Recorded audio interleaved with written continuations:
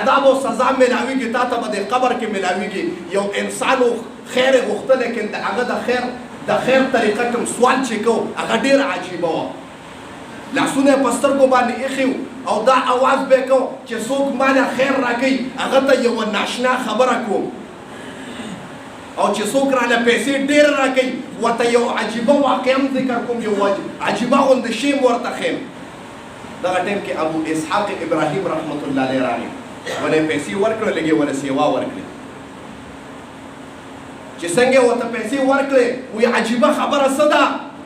او عجیبه کار څه دی زما محترمو چې د سترګو نه ورته لاسونه د سوالګر ورته د سترګو نه لاسونه لرې کړه د هغه په سترګو کې داسې سوري شي چې آر پار به پکې سړی ښکارېده زما محترمو وایي دا عجیبه شی دی تپوس دې کوي دا ولې وایي خبر هم درته کوم سوال دې راکړی دی وایي زه په دغه زه یو ښار دی په دې کې زه یو نامي جامي کفنچور یم زما یره په دې ټول ملک کې کوم ملک کې زما یره وه چې خلکو بس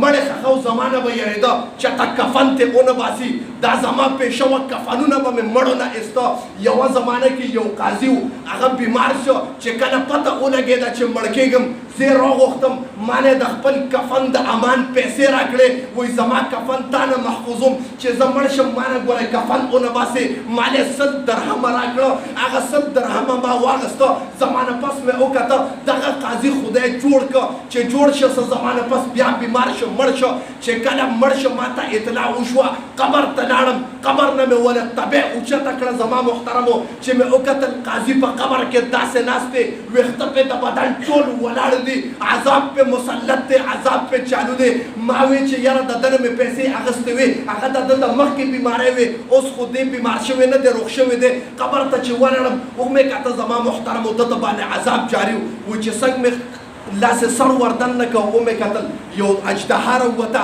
دا دوه ګوتې زما په دې سترګو کې نه نباسلې چې نه نباسلې دا وایي دا آر پار زما د سترګو نه ووتې او زما په دې سترګو کې دا سوري وشو زما محترم ما ته وی چې ته د رب په عذاب باندې ځان دغه کې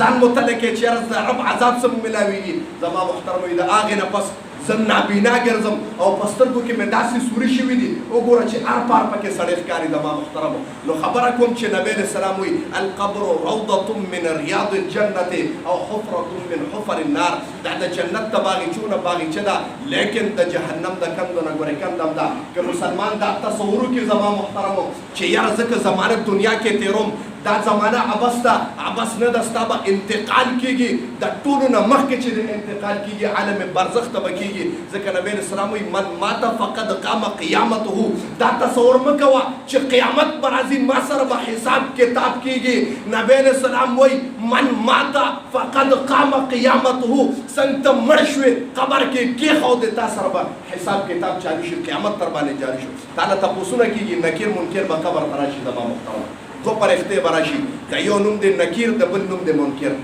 لومبې تپوس تا نه کوي